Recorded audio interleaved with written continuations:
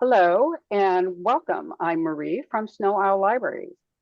Thank you for joining us for Taking the Mystery Out of What to Read Next with Charlotte Stewart, Linda Norland, and Roxanne Dunn. This program is supported by the Sno-Isle Libraries Foundation. Instructions for enabling captions are being dropped in chat now. We begin with a little housekeeping. Your cameras and microphones are turned off for this program. Please put your questions and comments into the chat window. Following the formal presentation, moderators will share your questions with our presenters.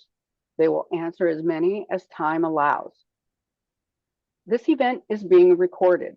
It will be available on the Sno-Isle Libraries YouTube page in a few days. Don't worry about taking notes. We'll drop the book list into chat a couple of times during the program. Now it's my pleasure to introduce the Women of Mystery. Charlotte Stewart is the author of 3 humorous award-winning mystery series and a number of other mysteries that are deadly serious. Recently, she won first place in the Daphne du Maurier Kiss of Death Awards for Insurance Blues. Charlotte has also co-authored 2 legal thrillers with her husband, Don Stewart. Their first was a Nancy Pearl finalist. Linda Norlander is the author of A Cabin by the Lake mystery series, Liza and Mrs. Wilkins mystery series, and the Sheriff Red mysteries. As an author of fiction and mystery, she has been a presenter and panelist for several national and regional writers' conferences, including Malice Domestic, BoucherCon, and Left Coast Crime. Roxanne Dunn, author of Murder Unrehearsed, Murder Undetected, and Murder Richly Deserved, has studied writing in Paris and Seattle. She is working on her 4th novel, Murder of a Quiet Man. Roxanne presented at the 2021 Pacific Northwest Writers Association Conference and has led pitch sessions at PNWA for the last 3 years. Welcome, Charlotte, Linda, and Roxanne. Thank you. Thank you. Welcome, all you listeners out there. We're excited to be here to talk with you about taking the mystery out of choosing a book. We are focusing on mysteries because that's what we write. Charlotte, Roxanne, and I are all mystery writers, but we're also readers. We're going to share some ideas on how you walk into the stacks of mysteries and decide which one to read. Roxanne, whose latest book is a heist entitled Murder Richly Deserved, will discuss genre and later plot versus character. Charlotte, whose latest book is Trolling for Murder, will talk book covers and what they mean, as well as book descriptions. And I will be talking about series versus standalone books, as well as saying a few words from the writer's perspective. My 2 latest books are What the Field Saw, a Sheriff Red mystery, and The Secret of Ravens Valley, a Liza and Mrs. Wilkins mystery. Roxanne will start your journey to find the mystery gems off the shelf and will give you a tour of genres. Okay.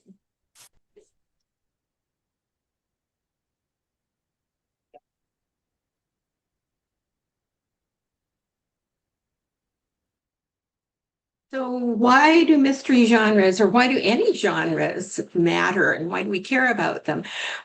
So my very first book that I wrote, more than 40 years ago, and which still is in the bottom drawer and probably never will get published, I wrote with a girlfriend. We decided when we were on a vacation one summer at a cabin lake that we would write this romance and we'd finish it and be rich and famous by Christmas.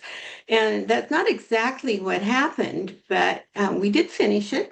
And then I went off to Pacific Northwest Writers to pitch it to agents and editors. And we were just totally thrilled because an agent said, "Oh, sure, send me, the book. I want to look at it. It sounds good." Well, it turns out after 3 or 4 months, she wrote me a nice letter and she said, "I like your writing, but this is not a romance and it's way too long." So, as writers, if some of you, I'm sure, in this audience may be thinking about writing or have written or starting to write, it's really important to know what genre you're writing for and what the requirements are, because it saves a lot of heartache down the road. As far as readers go, and we are all readers, the thing that knowing the genre does for us is it helps us narrow our search. So, for instance, if I really love a book that I'm reading, I just finished one by Scott Turow.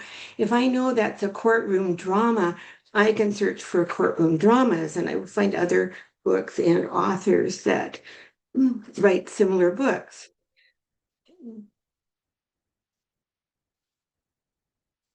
Part of the problem with identifying genres in mysteries is that there are lots of crossovers and overlaps. And here's one example, Rhys Bowen's Royal Spinous series. As you can see from the book cover, it's historical. It's set back in the early 1900s. The heroine here is actually a granddaughter of Queen Victoria. And she doesn't say anything more. She doesn't swear with any stronger words than "oh golly." And so it's a cozy. It's also historical. It's also humorous. And so sometimes it's a little difficult to pin it down to one particular thing.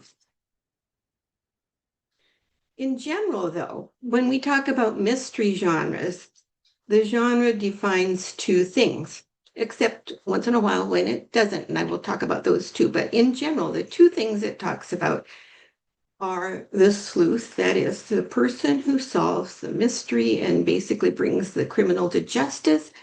And the other thing that it refers to is style of narration or tone.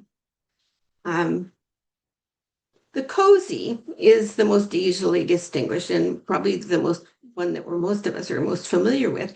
And here we have the cover of The Thursday Murder Club by Richard Osman.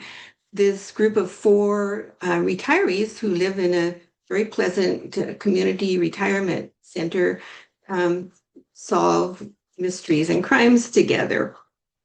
The thing about the cozy that actually does set it apart, although generally it's true that it's an amateur sleuth and generally it's true that it's a pleasant kind of setting and that when it's over, the world goes back to a normal, pleasant self. The most important things to remember about a cozy, if it's a true cozy, are that no animal can be harmed, there's no graphic sex or violence, and there's a happy ending. Amateur sleuths. Now, lots of cozies have amateur sleuths, but they don't. An amateur sleuth does not necessarily have to be a cozy. In this series by Ellen Bradley, the Flavia de Luce series, Flavia is an 11-year-old girl who is a chemist and rides around on her bicycle named Gladys and pokes her nose where it shouldn't go and solves mystery by putting 2 and 2 together. So that defines the amateur sleuth. She has no connection at all to the law or is not a person who has any relationship to a job that features a law type job, but figures it out by using her own particular talents. In her case, sometimes chemistry helps her. Whoops. Sorry about that. Traditional mystery. I pitched this is my first book, Murder Unrehearsed. When I finished it, and I was, thinking about what to pitch, I could not figure it out because it's really not. The person who tells the story is the witness, the only witness to a murder. And she gets it all wrong. She tries to sleuth it out, but because she doesn't know what's going on in the background and what she doesn't know what the cops are doing, she misinterprets the clues, and she ends up actually putting herself and others in danger because of that. So she's an unreliable narrator, and she doesn't figure it out till the very end. So she's not a sleuth. It's not any other kind of genre that I could think of. So I called it a traditional mystery, which simply means there was a crime committed. There was a story about how it happened, and then there was a solution. Hard boiled. This picture says it all. In the background, we see the rough, tough investigator of some sort. He could be a PI, he could be a detective, he could be a cop. He's got his gun in his hand. In the foreground, we've got the sexy, kind of desperate looking woman who could be an accomplice to a murder, or she could be a witness, or she could be a victim. Hard-boiled, characteristically, are full of violence and often sex. The tone is harsh. The sleuth is a detective or a PI. And in the end, when the murder is solved and time to move on, there's this undertone that things really aren't all that well. And after all, you can't expect a whole lot from people because they're a pretty skanky lot. Police procedurals. Does anybody watch the Shetland series or Vera? The Shetland series by Anne Cleves, and you can see here it's a Detective Jimmy Perez novel. If you watch it, you know that Jimmy's always going around saying, "Okay, well, get me the CCTV footage, and you get me the driver's license information, and somebody else gets the bank records." And then he says, "Tosh, you're with me," and off they go to investigate. The characteristic of police procedurals is that the story revolves around police procedures. We see the crime through the eyes of a detective, a policeman who follows police procedures to bring the character to justice. Relationships are often explosive and contentious, but not necessarily. Often local politics, rivalries, media, citizens, other people get in the way and hinder the investigation. The tone can be, as it is in the Shetland series, hopeful, I think, or it can be really dark. This is one of my favorite authors, Ellie Griffiths. She's written several series actually, but Ruth Galloway is the archaeologist featured in this particular book and in this series. And so I put it under medical or forensic mysteries because in medical and forensic mysteries, doctors, medical examiners, pathologists, anthropologists, other experts in the analysis of human remains solve the mystery by establishing and proving the time of death and the cause. The style and tone is generally serious. The characters are methodical and meticulous, and there's often a crossover or a similarity and maybe go hand in hand with police procedurals. They could also be an amateur sleuth, and often they're historical as well. And this particular one, Ruth Galloway is often called in to solve a body or remains, actually, usually skeletons that have been dug. They've been in the ground for years and years and years. And so it's also got some historical parts to it. Courtroom dramas are pretty self-explanatory, actually, and it's different in that the sleuth is not really telling the story, and we don't see it through the sleuth side. The sleuth is merely a witness. We see the story and we see the crime through the eyes of the prosecutor and the defender of the accused. And the style and tone are generally serious. Courtroom procedures are featured, the interactions between judges, lawyers, various jurisdictions in the law are often detailed and specific. Relationships are contentious, generally just because of the nature of the defense and the prosecution being at odds with each other, and sometimes explosive. Capers and heists. This is one of my favorites, and again, it's atypical. My third book, Murder Richly Deserved, is a heist. And the difference here is that it doesn't follow the normal plot. As I said, in a mystery, the plot is there's a crime committed. The story is the solution. In this case, there's a different question. The character, the main character, in this case, Chloe, is a cat burglar. She sets off to get something that has immense meaning and value to her. And the story question is, will she get it? And the second story question is, if she gets it, will it mean what she expects it to mean to her? Will it be that thing she expects it to be?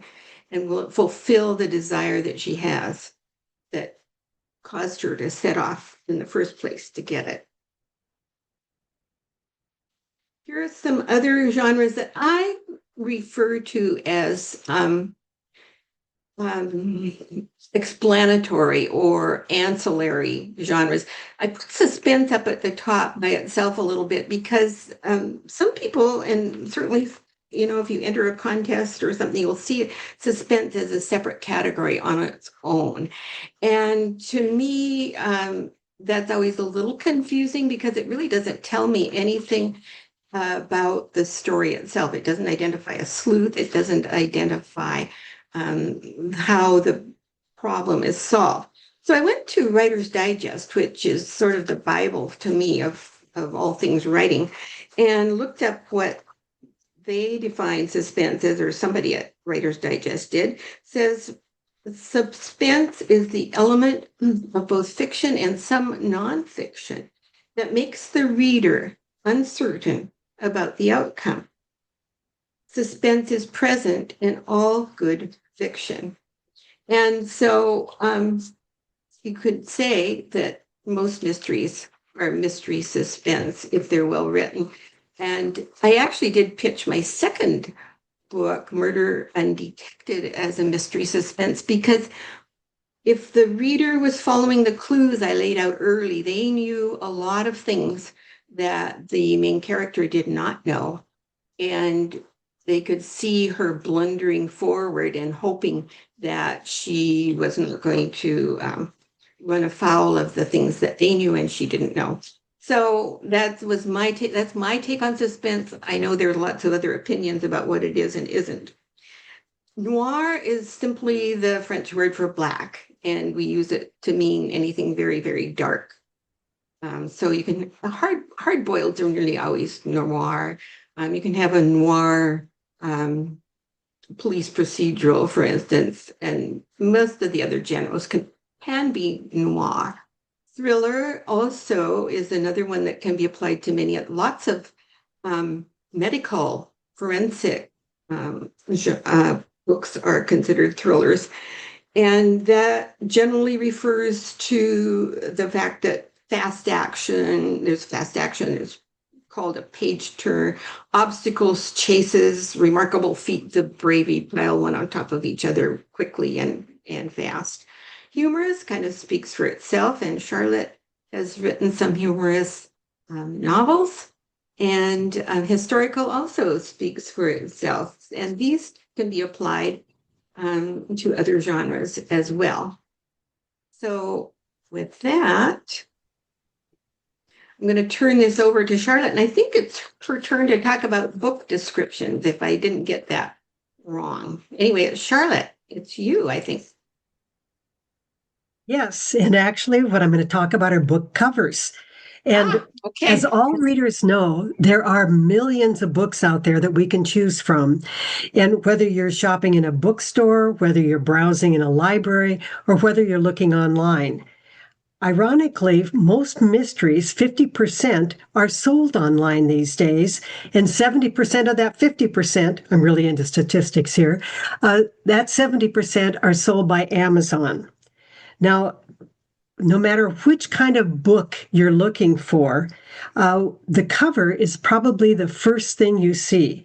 Now, ironically, most readers spend like 1 to 8 seconds looking at the cover, and yet it's very, very important to identifying the genre and subgenre. So the elements that I've listed here, like fonts, color, design, that's what whoever is putting together the cover focuses on. And it was only about a year ago that I realized that there are fonts that are particular to various subgenres. And I still can't always identify which font goes with which subgenre. But my husband and I actually hired a marketing person about a year ago. And that was one of the things that he stressed. He said that if you're going to produce a legal thriller, you have to have the right font. So I guess we have the right font since he's the one that helped us get it. But I still, when I look at other legal thrillers, it looks to me like there's a lot more variety than that. The main reason for considering the cover is its main function is to identify the genre or subgenre. And so that can be very, very critical. Now, let me show you 3 of our favorite books, our favorite covers, and mention that a lot of times the subgenre is identified by places like Amazon, and it may not even be what we think it is. So one of the things I did was I looked up our subgenres as displayed on Amazon.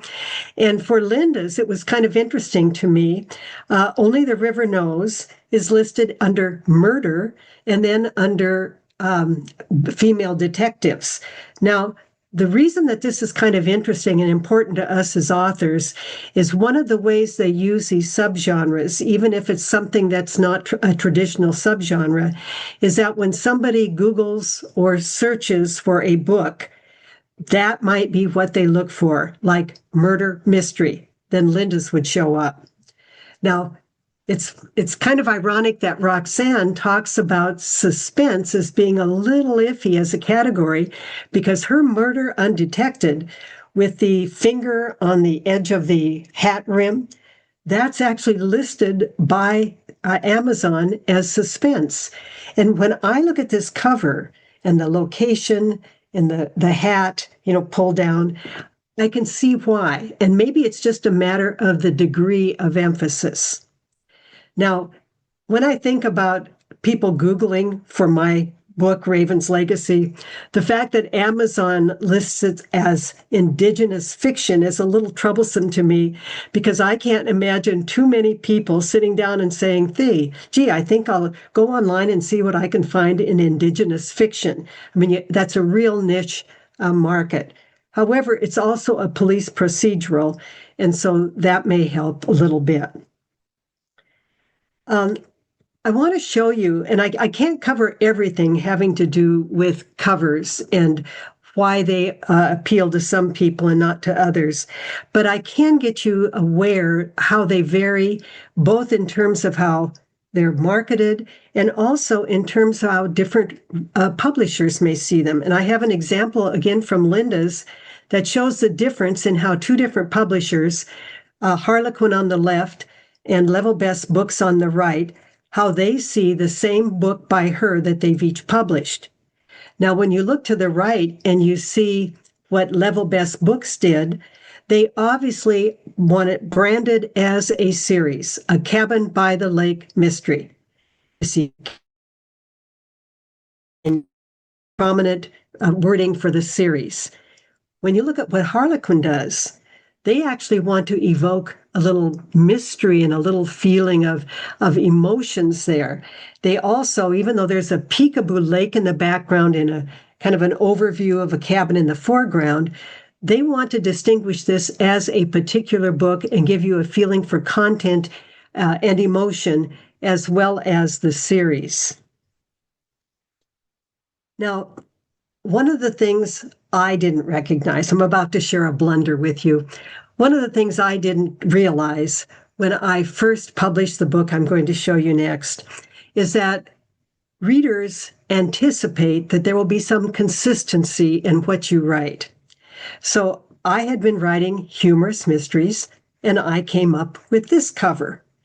And people looked at it, ignoring the suspense, dark secrets, and revenge with a twist, subtitle, looked at it and picked lighthearted humor as what to anticipate. It's actually very dark humor because it isn't even a mystery, it's a revenge novel. And that was how I learned why some writers use pseudonyms for certain books. I didn't. I probably won't change it now, but I even put a little warning on Amazon that this is not a lighthearted mystery, but a revenge novel. I don't know if that'll prevent people from picking it up and being disappointed or not, but I need to tell you, I got a lot of backlash from people who were readers who were very disappointed and did not like the fact that it was not in my humorous vein. Now, at the same time, Roxanne has a book that looks like it might be a romance because there's two people kissing on the cover. Ironically, that's the one she talked about as being a heist. Now, the difference between what the division is for her versus me is that mine was an entirely different feeling. Her book is very much like the style and feel of her other books. So if someone picked this up thinking it was a romance, they would say, oh, gee, a little less romance than I anticipated, but isn't this great? It's a heist.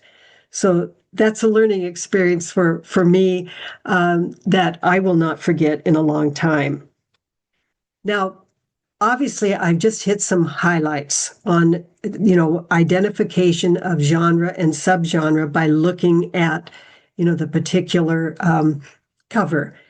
But I do have some advice in case you're confused by this, in case after you listen to all the possibilities for genres and subgenres, something that I think you can do that will really cut through all of this. And that is something that apparently, according to research, only 18% of all readers do, and that is read the first few pages. If you're holding a book in your hands, it's really easy to flip through and read a few pages. What I started doing years ago was reading the first line and deciding whether or not I wanted to read a book based on the first line. I did that kind of for fun because I went on to read a little bit more before I made my decision. But I wanted to show you these 4 examples where you can actually tell quite a bit just about that first line. Even if you don't know who Reacher is, when you read, I was arrested in Eno's diner, you know several things. You know it's told from first person and from a person who eats in a diner, and a person who gets arrested in a diner, so is a person who gets in trouble. When you look at the first line from The Blessing Way, obviously the title itself is kind of indicative of what's to come, but you see Lewis Horseman, the name, you see references to flat stones, pinyon twigs. You realize right off that there's going to be something about myth and the out of doors and the interaction with nature in these books. Dortmunder blew his nose. That's not going to be followed by a graphic description of a corpse. And finally, I'm a real Travis McGee fan. And this particular first line, as in most of his other books that are Travis McGee books, is filled with dramatic angst. And that tells you almost everything you need to know about Travis McGee as a character, except that the books also are great fun. So with that, just dip into genre and book covers. I am now going to turn it over to Linda.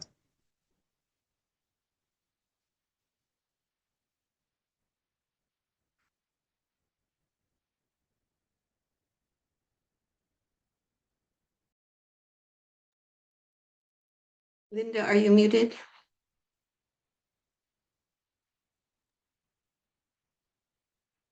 Now I'm not. Am I? Can you hear me? Yeah. All right. All right. I don't know how that happened. The vagaries of Zoom here. I'm going to talk with you about whether, when you're choosing a book, do you want a standalone or do you want a series? Um, First of all, looking at standalone, it tends to mean the book is complete in itself. Prime example of that is Gillian Flynn's Gone Girl. Um, a couple of the books that Charlotte and Roxanne have featured are standalones. The Secret of Ravens, Raven's Legacy is a standalone, and I think Murder Undetected is a standalone. But then there are also series, and in a series, you tend to have the same main character and often the same setting. And probably the mystery writer leader in developing a series was Sue Grafton with her Kinsey Milhone and her alphabet series of books, starting with A is for Alibi. And here's an example of U is for Undertow. Oh, okay.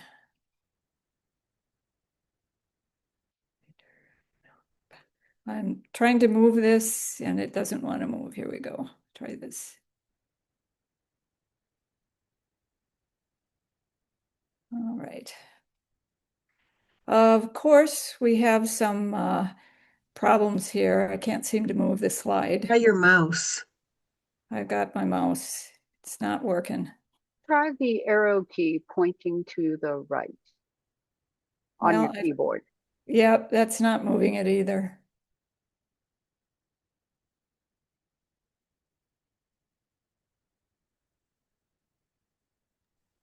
For me, it's rolling the mouse. Yeah, no, it was working. Linda, However, if you want, you can stop sharing your screen and start again. we'll try that. All right. And share. Let's try this one.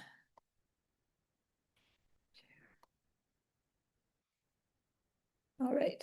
There we go. Oh, hooray. All right. So let's start with why would you choose a standalone as opposed to a series? My feeling about standalones is that they're often more in the thriller category, have a lot more action, suspense. They tend to be page turners. And one of the big reasons to choose it is because you don't need to know any of the prior books, or you don't need to know the characters. The book is complete in itself. Um, Rebecca is a great example, one of my favorite books of a standalone. It's as it says, a classic tale of romantic suspense by Daphne du Maurier. And basically about a young woman who falls madly in love with a widower and marries him. And he takes her back to his estate that's called Manderley. And what she finds when she gets there is sort of this ghost sense of Rebecca, his wife that died. And throughout the book, she is haunted by Rebecca's ghost, by some strange things that happen. And it's a combination of a thriller, it's a mystery, what did happen to Rebecca, and it's a little bit of a romance. Um, for an author's perspective on it, for the writer, it's really an opportunity, a standalone, to experiment. Series books tend to be more formulaic, but with a standalone, you can experiment with different voices, with different settings, with what we call the unreliable narrator. Gone Girl is a perfect example of the unreliable narrator. So you have a lot more um, ability to play around as an author with a standalone. But then there's the series, and why would you choose a series? Sarah Paretsky is a perfect example of a series with her uh, Detective V.I. Warshawski. We get to know her, we get to know the city of Chicago, all the books take place in Chicago. We get to know her neighbor, we get to know her dog through the series. And we become very engaged with the main character. Now, VI is kind of a prickly person, but you learn to really love her. And the other thing you learn is that you learn to trust her. With a series, there's comfort in knowing the characters. Um, and with a series, you can get yourself into a fictional family. My Cabin by the Lake series, I was talking with a reader not too long ago who said, well, when are you going to have the next book? And there are 5 books in the series right now. And I said, well, I'm done. I'm done with that series. And she looked at me and she said, but they're my fictional family. I want more of them. Um, so readers can become very involved because this becomes a family for them. And also there's something comforting about knowing when I pick up the next book that it's a narrator that I know and a family that I know. And I also trust that my narrator is going to solve the crime. Uh, Series that I really like. Of course, the classic one is Sir Arthur Conan Doyle's Sherlock Holmes, where we know that he's going to solve the crime. It might be a very twisted way of doing it, but we know that. We know we have Dr. Watson. We know we have the Baker Street irregulars, and that there's a violin involved in just about every one of the books. So there's a sense when you pick up the book, there's a sense of trust in it. Um, Anne Cleeves with the Vera and the Shetland series, same thing, a sense of they're both police procedurals, but you know that in the end the crime is going to be going to be solved.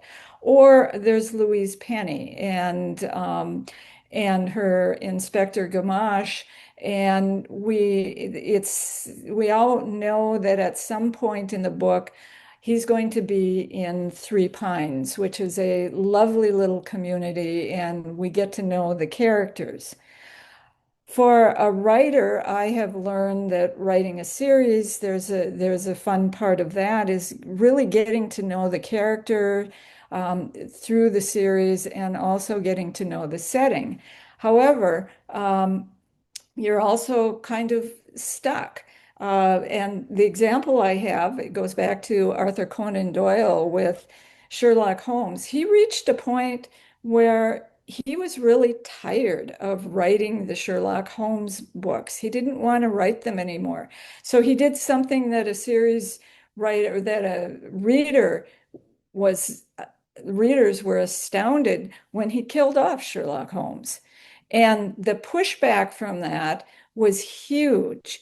And at some point, he realized I have to bring Sherlock back because that's what my readers want. So Sherlock miraculously survives I can't remember if it was a fall or something that happened, and the series continued. Um, and also from an author's perspective, interesting, when I signed my first contract for the Cabin by the Lake for the death of an editor, what the publisher wanted, and I have to say before that, what the agent wanted, was a series. And when I signed the death of an editor, they also wanted a book 2 and a book 3 in that series. So it's something that is really pushed by agents and publishers because series sell well. Now, there's something else that I call the in-between mysteries, and those are the ones that aren't quite a series, but aren't quite a standalone either. Uh, Charlotte mentioned the Lee Child Jack Reacher series. The character stays the same, but the settings might change. And in doing that, it gives the author more leeway, more opportunity to create a different set of stories.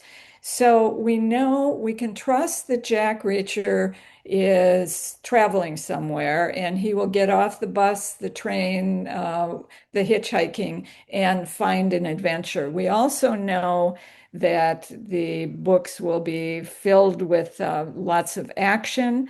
There will be violence in them, and sometimes it's very graphic.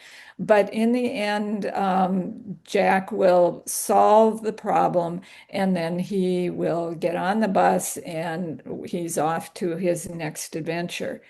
Another example of a in between is Agatha Christie. Um, the uh, the characters you think about Miss Marple, one of her regular characters, or even Poirot, the settings change. Particularly, I think about Miss Marple and the stories. She's always visiting somebody, someplace. She isn't often at home in her own little cozy village knitting, but she's off visiting, and that gives the reader the chance to really explore different settings and different groups of characters in the book. Um, also the ability to have some plot twists. So anyway, in thinking about this, the series versus standalone versus something in between, I decided to look at the books that are sitting on my bedstand and um, what different kinds of books do I have here? The first one, Camilla Lackberg, Buried Angels, is a Scandinavian mystery with the same detectives. There's a series that she's written with the same detectives. Um, Killers of a Certain Age. Now, I'm going to step away for a minute and tell Charlotte that I bought this book because of the cover. I was in a bookstore and it was a combination of the cover and the title, and I thought, I've got to read this book. Anyway, it's a book about 4 women who are retired assassins, and somebody is now trying to assassinate them. It's a combination of a thriller, there's some suspense, there's a sense of there's a heist in it, and there's a little bit of a cozy, but through the book, you get to know these 4 women. And my guess is that this was written as a standalone, but that there will be a Killers of a Certain Age part 2. And then the Other Widow by Lindy Walker. The reason I picked this one up was because Lindy Walker was kind enough to write a review of one of my books. So I had an email exchange with her and found her to be a lovely person and decided, well, I need to read her book. I'm halfway through it right now, so I can't tell you a lot about it other than it's a standalone and it has 2 protagonists, 2 women, one who is very rich and one who is very poor, who get to know each other because their husbands both die in the same automobile in an automobile accident, and there are secrets all over the place. And then the final book that's on my stand right now is The Teacher by Frida McFadden. And this is an example of where the author can play around with voices, with settings, with narration. In this particular book, she also plays around a little bit with time, going back and forth. But her narrators are not necessarily reliable, and there are very twisty things that happen in the book, and it's something that keeps you reading. So what I'd like to say to you when you're looking at all these books in the library or the bookstore or on Amazon is to sit back and think, what is it that I want? Am I looking for the kind of adventure, the action of Lee Child, Jack Reacher? Or am I looking for more thrills? Or am I looking for predictability? Perhaps predictability, likability, a sense of family. All of those go into what you decide you want to choose. So next, we're going to turn back to Roxanne and talk about plot and character. Okay, it's just going to take me a minute to get my screen up here, and we'll go. Okay. Plot and character. We talk about character-driven novels versus plot-driven novels, and to me, this is another thing that is somewhat confusing in a sense, in that I don't always agree with what people say they are. So that's me. I like to make up my own mind about stuff like that, I guess. But anyway, in every story, there is something that drives the story forward. And I think the question we want to ask is, what is that thing? So at the beginning of a novel, in general, we meet the character, the main character, the hero or the protagonist, whatever you want to call them, in their normal world. They're going along with their everyday life, and then something happens. And whatever that thing that happens is something that's going to change their life, maybe forever. And that's the thing that sets the story in motion. It's the inciting incident. It sets the story in motion. If that event that happens to them comes from the external world, somewhere out there, something happens outside of the character themselves, then the character responds to that and to other external events in the environment, then we say it is a plot-driven story. Mysteries generally are plot-driven, or at least they're regarded to be plot-driven. If the event that happens is an internal event, it's something that awakens inside a person's soul, or a yearning or a longing to know something or to find something that they're missing in their life, then the story depicts the changes to the character's internal landscape and the responses to what's happening in their internal landscape. We say it is character-driven. Let's look at The Martian, Andy Weir's book, his first book. The inciting incident, the thing that happens to him is he gets abandoned on Mars due to a freak accident. And that's what sets the whole story in motion. And he battles the impossible environment and all of the things that come his way in order to stay alive and eventually get back on the ship. That is clearly plot-driven. He is responding to all of the external events that happen to him, and the goals and obstacles he has to face are what push the story forward. Character-driven. So again, This is a novel that is driven by internal events, and Moonrise Kingdom. I don't know if you've seen this, a delightful little movie. Driven by longing to find a permanent home and love, Sam, an orphan boy, goes AWOL from his Boy Scout camp. And we enter Sam's internal world, and we see everything in the external world through his eyes. Character-driven stories tend to expose deeper and deeper layers of character, unresolved issues, and pain. And in the end, in general, the character has new insight into who they are or who they are meant to be. Family sagas, memoirs, things like those kinds of stories are generally character-driven. But Charlotte and Linda and I were talking about this the other day, and we said, well, do you really believe that these two categories are mutually exclusive?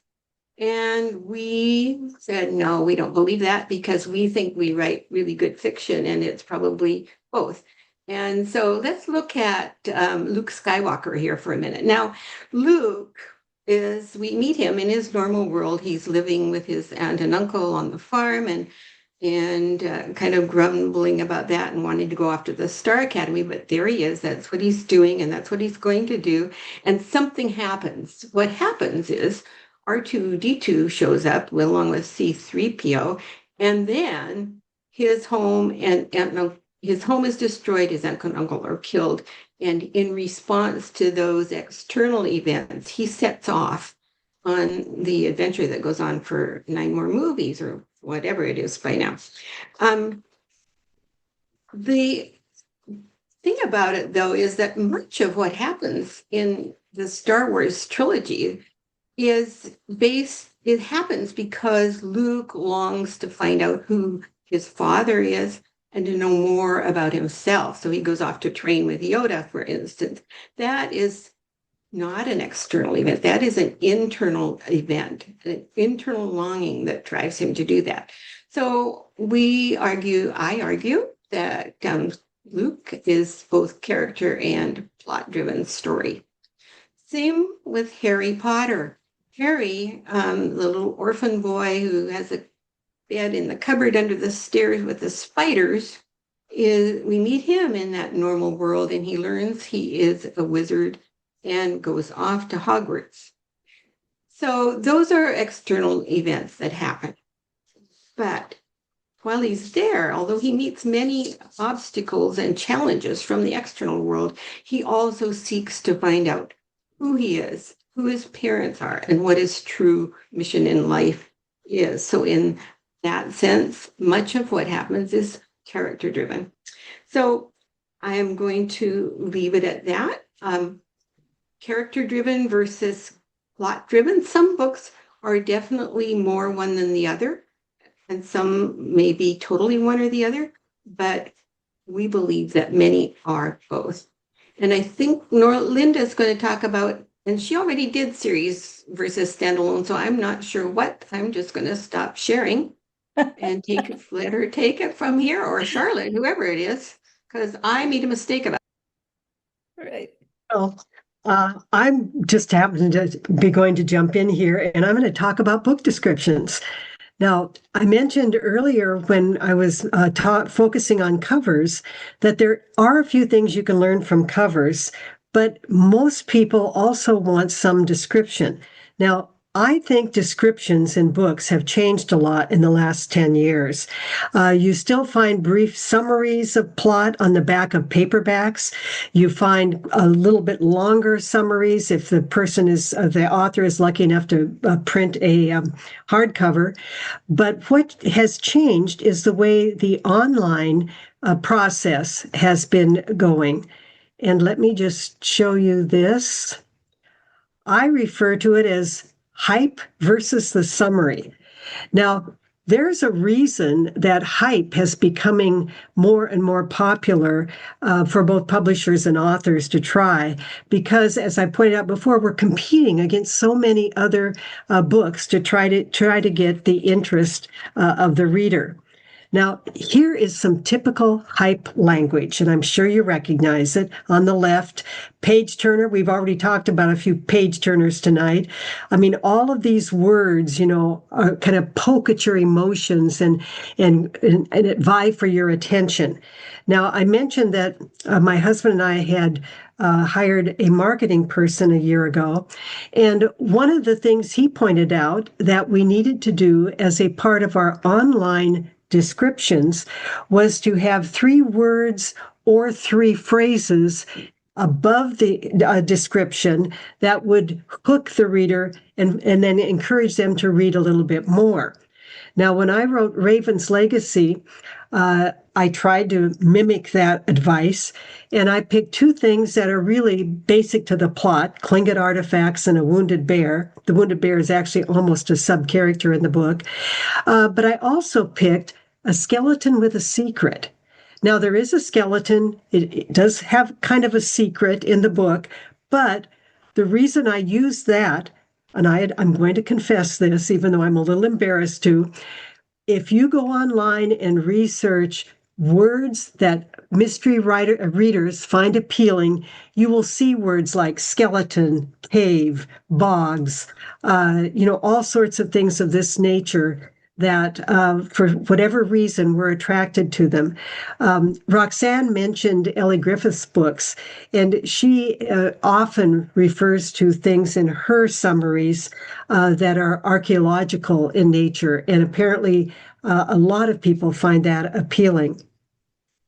Now, one of the other things, and I can't remember, I think it was Linda that mentioned this, that one of the reasons we read series is that we like the comfort of knowing what to expect. And that's one of the other things that has apparently impacted the 20 to 30 seconds we spend on reading, the description of the book, which that isn't very much. And what we're looking for are tropes, things we feel comfortable with, and bullet points so that we can quickly make those decisions about whether or not we want to read the book. Now, I want to show you another example here that is what could be hype, but it isn't. How someone with 2 sentences does some really miraculous work. And Marty Wingate is actually a cozy writer, but this particular book is not one of her cozies. It's a general novel about a woman. And if you look at that first sentence or the first sentence in the summary, it tells you not only the time period, World War II, that it's about a woman named Rosalie Wright. It also tells the plot, the pilot assisting with the RAF. And she does one more thing with her second sentence that the marketing expert told my husband and me that we should be doing. And that is, you should end your description with a question that takes it up to the next level in terms of perspective. Like in this case, romantic rivalries and dreams being crushed. So in 2 sentences, you learn a lot about what to expect from that book. Now, more and more, what you're getting is the kind of hype description where they use words like gripping and heartwarming and unflinching determination. And after you've read it, you may feel a little titillated, but you don't necessarily know what the book is about. So what I want to show you is something else that Amazon has come up with, because they're constantly looking for ways to improve sales, not because they want to help authors necessarily, but because they want to build their own business. And even though, they claim that we don't, as readers, scroll to the bottom of the book page, they came up with what they call A+ content. And I don't know exactly why they came up with that, but they call it A+ content. It's really more visualizing of what's in the book itself. And I'm going to show you several examples of this, really. And this is one that I created because I love to play with pictures. I have some that I've hired done that are more professional looking, but this one does very clearly, possibly because it's fairly simplistic, does tell you what is in the majority of A+ content. So they usually have a picture of the cover. There's usually some image that suggests the place or the tone or the theme of the book. And this one, by the way, is Raven's Grave, not Raven's Legacy. I'm sorry. And Raven's Grave was actually the first Raven book that I wrote. And because I wrote a second one, I guess I'm on the way to writing a series. I haven't decided that yet. But anyway, the third component are some excerpts from reviews. Now, keep in mind that all the reviews you see are almost all hype because they're assuming that you have a description or a summary of the book, and they're there just to kind of get you a little more excited about reading the book. And I want to show you just a couple more because I found them just fascinating in terms of the approach of different companies, different publishers, and different authors. This is one of Linda's books, as you recognize probably from earlier. And what Severn River, which is a large UK publishing company, what they have done, at least in a lot of the books that I researched for this, they have a process where they put the entire cover as the backdrop. Notice that in the upper panel, they have 3 phrases, but instead of having review excerpts, they have a comparison to similar authors. So that's the way they approach it. Now, let me also show you the way several well-known other authors approach it. Michael Connelly on the left, who is someone who has been in the 6 figures for years and years and years, and who I would say doesn't need any hype, has perfected hype in the A+ content. Even the Mick Herron quotation at the top refers to a powerhouse, an unstoppable. At the bottom, they use a word that I'm not even sure is a word, but it's unputdownable. He's got the obligatory copy of the cover and the briefest of references to let you know who his main characters are in that book. And it just made me smile. I looked at several of his books that have A+ content, and almost all of them are like this. And I just found it very interesting. In contrast, Anne Cleves has a much more analytic and dignified approach. And I have put 2 of her little blue squares here that she uses to describe most of her books. This one happens to be one of the Vera Stanhope books. Usually there's like about 6 squares. These are examples of what they include. The one on the left is always just a very brief capsule of what the book is about. The rest of the blue squares do something that I found just really fascinating. She takes a sentence from the book that Kindle readers have highlighted. So she's doing 2 things at once. She's telling you what the book's about through sentences that appeal to people. And she's also showing you how many people have taken the time to highlight that. I'm not sure how many of us could come up with 282 Kindle readers highlighting a similar sentence. So that was pretty impressive. And then at the bottom, I have the top panel from an L.A. Casamano book, and I happen to love humorous mysteries. So this is the first sentence in her book, Finlay Donovan is Killing It.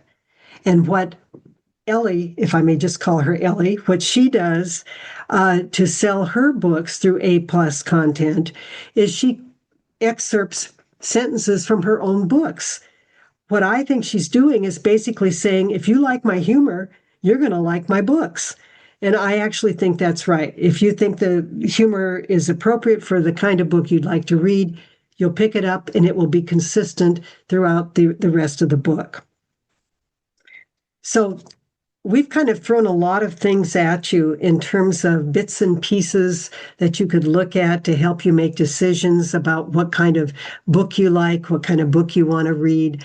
I know that one of the things that for me, like I said before, is really important is just putting it all together by reading a few sentences or a few pages in the book and seeing if they match up with the cover, with the description, and whether or not they're a standalone plot or, character driven or a combination of both.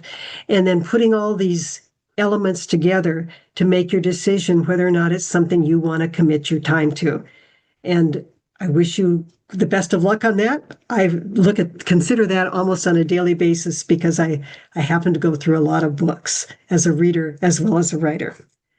And with that, I am turning it over to Linda and hope that Linda wants it.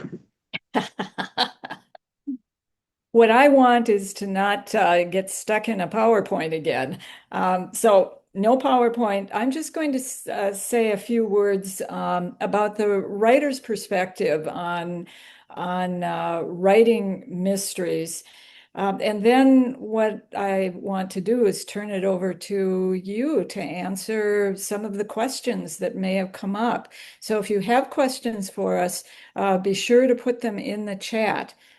Meanwhile, as you have heard, the saying is that writers write and writers read, and certainly for the three of us, we do both.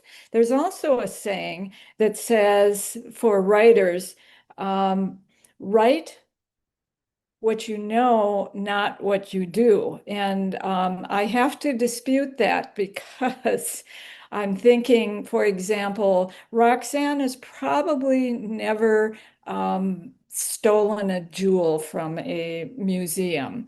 And I am hoping and I'm guessing that Charlotte probably hasn't poisoned anybody or murdered anybody. And I want to go on record as saying, I have not murdered anybody.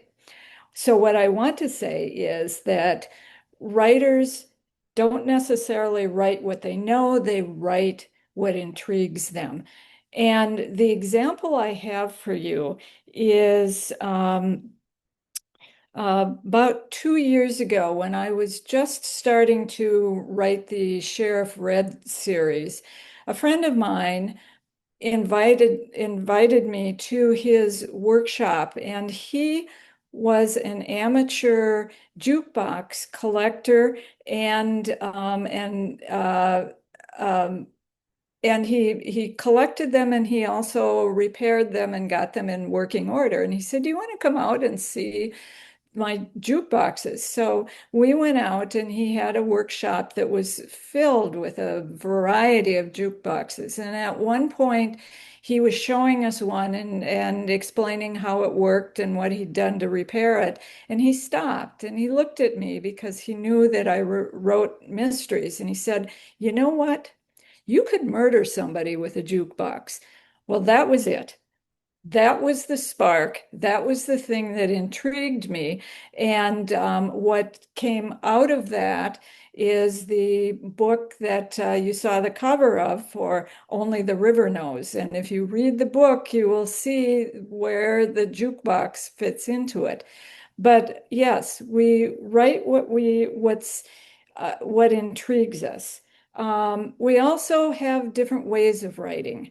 Some of us are what we call pantsers, and that's P-A-N-T, not panther. Sometimes we would like to be a panther, but a pantser, meaning we write by the seat of our pants. It means that for me, part of the joy of writing a mystery is finding out what's going to happen next. I love to look at the blank page and think, where are we going to go with this? Now, there are problems with that. For example, last week I spent all day writing a whole chapter in my next Sheriff Red book.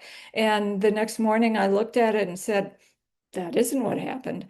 I erased the whole thing, started over. And then there are the writers who we call the plotters, and that's plot, not plod, although plod might be a part of it, who are very careful in outlining. They know what they're going to say. They know what's going to happen in the book. They have it all mapped out. Perfect example of that is Elizabeth George. I heard her speak a couple years ago. She writes the Inspector Lynley murders, and she talked about deciding where she wanted the action to take place, and they're in England.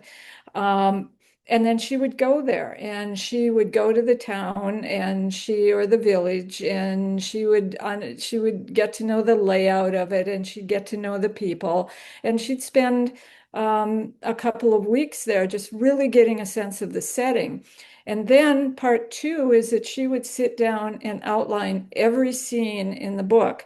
And she did all of this before she actually sat down to write the entire book.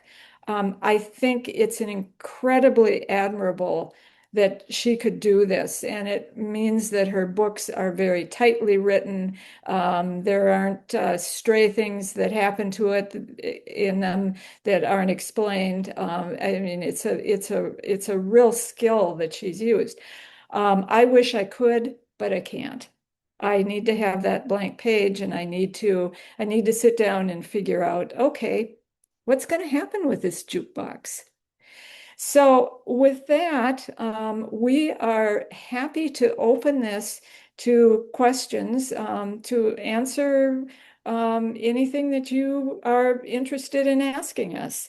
And Great. Thanks very much for that women of mystery. We do have some questions. I'll go ahead and read them to you. One of them specifically asks for all of you to respond. So, but other than that one, you all can decide amongst yourselves how you'd like to handle answering. First one is from Jolene. She says, I read a very different type of book, No Rest for the Dead. It's edited by Andrew Gully. I hope I'm saying that right. Mm. But written by 26 different authors, each composing a chapter. The mystery is pretty good, but my question is how they crafted this book. Somehow each chapter leads to the next. Do you have any idea how they did this? Did someone create an outline and then assign chapters, or what? I remember reading about this. This is several years ago, correct? Well, Not anyway, unclear. yeah, I remember reading about it, and my impression at the time was that it was kind of like that corporate game that we used to play where you'd start a story and hand it around, and that there was no end in sight. It wasn't plotted. It went from person to person, and the challenge for each author then that took up the story was to see what they could do with it. And I had been meaning to actually get a copy, and I haven't. So I'd be interested in knowing if it worked. Well, we'll drop a link to the ebook and the e-audio book into the chat for you, Charlotte, so you can check it out for yourself. Thank you. The next question is from Kelsey. Does the author or the publisher write the summary for books? That little blurb that sells your book to the reader. I'll talk to that. I write it. The fact is, I actually write 4 or 5 of them, and then my editor at the Wild Rose Press, where my books are published, will pick the ones she thinks is best, and then she'll tell me how she wants me to fix it. But essentially, it's mine. It's my job to do, and that's how it works for me. okay. And for me, I have 2 different publishers. Level Best that does the Cabin by the Lake series. I'm in the same areas as Roxanne, that I have to write all that copy. With Severn River, they do it. And they decide what both the cover and the description are based on information that I have given them, but they do the writing. Mhm. And I've had, unfortunately, several different publishers. I say unfortunately because I had a publisher that the main person retired, and so it just was stopped. But with each particular publisher that I've had, they've always wanted to start with something I've written, but they've always kind of edited in a way that they wanted to. And the reason that Don and I went to a marketing person was we published our own legal thrillers. And so it was all up to us, everything. And that has been a real learning experience. Thank you, women of mystery. Your next question, and pardon me if I mispronounce the name, is from Tisha or Tasha. I have a question for all three authors. Outside of your own books, do you have a mystery or series that you enjoy or consider a go-to read? I can answer that first. There is an author out there named William Kent Kruger, and he has a series that's set in Minnesota. That he has a sheriff who later in the series becomes a sort of a private detective. But it's beautifully written. And when I need to go to something that I can really trust, I pick up one of his books. Well, I just want to say that I also really enjoy the Kruger books because I like the way he handles the Native American and cultural issues. And I have, that's one of the things that I really enjoy reading. But I just want to refer back to what I grew up on. Well, of course, Nancy Drew. I think most female authors have read the Nancy Drew. I have, I own every Rex Stout book that was written before he died and somebody else took over the series. Uh, Dated, simplistic, all sorts of DIY issues now, but I absolutely love them. I also own all but two Balzacs, which I thought at the time I was reading mysteries, French mysteries. Now I realize nobody categorizes them like that. And then I have one other, I think the most inspirational writer for me as a humorous mystery writer is Donald Westlake. He's got a lot of heists. He's got all sorts of just fun characters and silly situations. And there are some authors currently who have kind of picked that mantle up, like Tim Dorsey, Tim Halloway, Joe Ide, Ellie Casamano, Deanna Rayburn. I mean, a lot of people now are doing that kind of thing, but Donald Westlake, I think, was the original. He was great. Well, and I have two very favorite series. I did, of course, read Louise Penny's from start to finish, but the one I showed earlier when I was talking about genres, Ellie Griffith's Ruth Galloway series. I love that. There's partly because Ruth Galloway is kind of I won't say middle-aged, but she's inching towards it. Not particularly attractive, not skinny, but very bright archaeologist. And I've done some archaeological digging, so that certainly appealed to me. But I love the way, I love Ellie Griffith's writing, her descriptions. I can practically quote the first paragraph of one of her books because I've read it so many times. It's just writing I aspire to myself. The other person that I read over and over again is the Ellis Peters Cadfael series. And Cadfael, Cadfael, a Benedictine monk in England in the 1100s. Again, the writing itself pulls me in, but I love the historical things I learn from it, and I love the way he's a healing monk. So how he grows herbs and concocts remedies for things, and all of that kind of stuff is woven in with a mystery and a little touch of romance. And so, yeah, those are two that I read over and over again.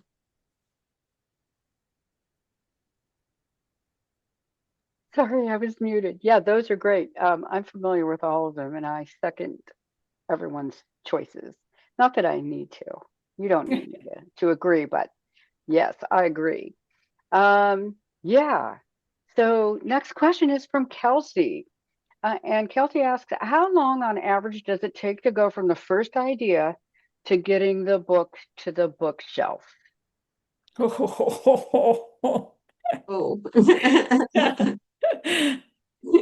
You want to take Shall that I go one, Sam? first? I'm Yeah. the slow. I think I'm slower than either Linda or Charlotte. My first book took 30 years. So, try to beat that, you guys. Actually, I didn't spend 30 years working on it. I was also working full time and building a house, which meant I put a tool belt on every weekend for part of that. But also learning a lot. The learning curve, there's much to learn. I am not the person who picked up a pen and wrote off a first draft and it was wonderful. I had much to learn, so it did take a very long time. My second book took 2 years. My third book took 2 years, and the one I'm working on right now, which is my fourth, is close to 2 years from start to finish. Mhm. I think that's a hard one to answer too, because for example, the first Sheriff Red that I wrote that just got published a year ago, I actually started it in the 1980s.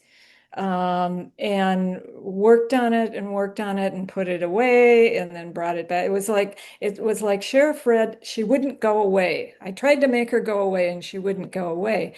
Um, when I finished it, it went in the closet with a bunch of other books that were finished and not publishable. And I resurrected her maybe 3 years ago. So, it really depends. Um, the book that's coming out for me in um, September, Only the River Knows, it took me about 8 months to write it. But I already, I had a contract. I wasn't looking for an agent. I wasn't looking for a publisher. That was just sitting down with a blank page and writing the book. So, and it's a process, and the process is, it takes time, and we learn as we go along. And for me, it depends on how much research goes into it. The legal thrillers take a lot of research because not the legal part necessarily, but we have a formula that we're using that would always starts with a historic event and then comes back to it. And so that's been challenging. The humorous mysteries where I have a fairly straightforward plot, sometimes I can just race right through those because they're fun. I enjoy it. I get up in the morning, I write, and it's just, it's joyous. The heavier books are harder to write because I find my shoulders droop and I kind of lean forward, as I'm trying to be really serious. And if I'm writing something political, it takes a little longer because I don't want to step on anybody's toes and I want to make sure that I'm as neutral as I can be. So it really does vary, but I will tell you that they being, the people that are trying to encourage people to more authors to write, that if you're not writing 3 a year, you're not keeping up with some of the authors that are out there just cranking them out. Thank It's not you. 3 every 30 years. That's 3 a year. That seems like a lot of work. I can't imagine. You do see people cranking them out there. James Mhm. Patterson comes to mind. Oh, Does yeah. he sleep? I don't know. Um, let's go ahead and go to the next question, which is from Kelsey. And Kelsey asks, when did you decide to be a published writer? Is this something you always aspired to do? I'll start. I'll answer that one with um, I came from a family that really cherished writing. My dad was a small town newspaper editor, and my mother wrote a column for the paper. And in those days, the wife of the editor was supposed to write this column about recipes and household things, and that was not my mom at all. But she would sit down every Sunday and come up with something. So um, I had I had um, I had good people really encouraging me. So when I was about, I'd say 8 or 9 years old, I decided it was time to write my first novel. And I had just read a book where the narrator was a doll. And the narrator was writing her memoirs. Well, I decided I was going to write the memoirs of a puppy. And I can tell you right now that I started it out with, I take pen and paw with great difficulty to write my memoirs.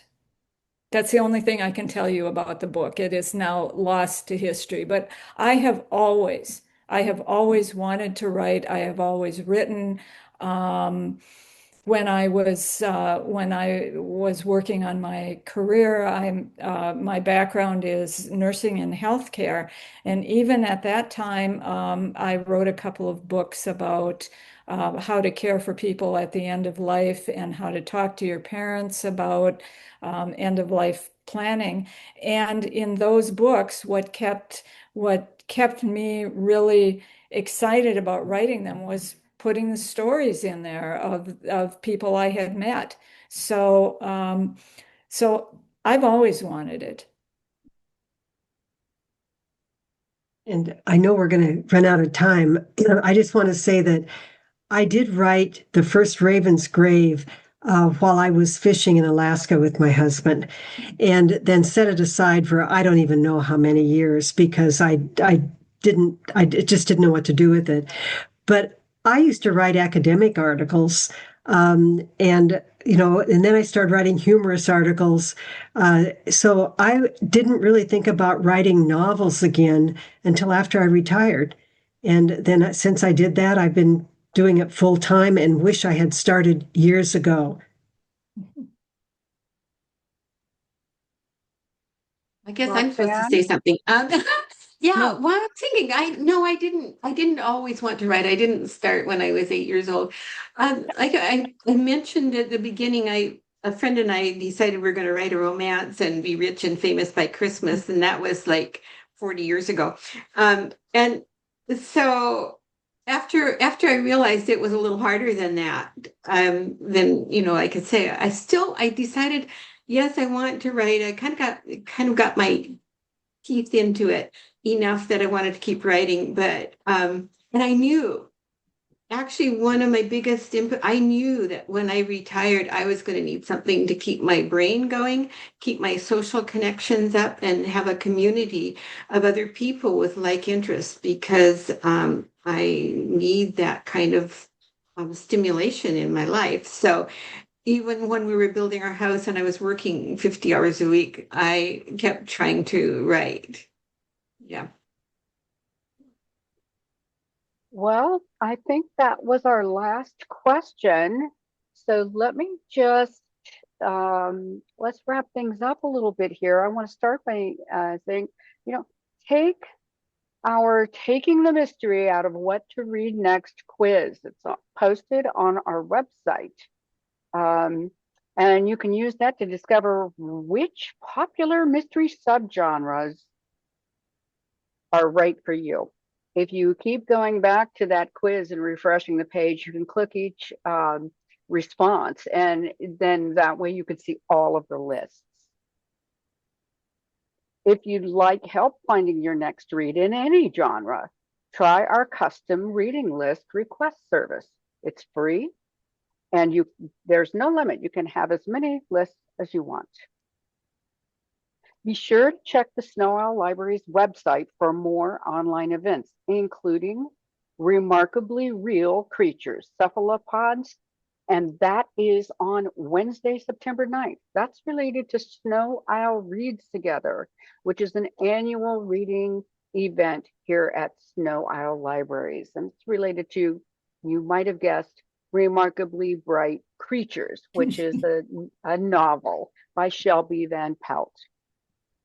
Women of Mystery, Charlotte, Linda, and Roxanne, thank you so much for this wonderful presentation. And thanks to all of you in the audience. We hope to see you again soon. Bye-bye. Bye.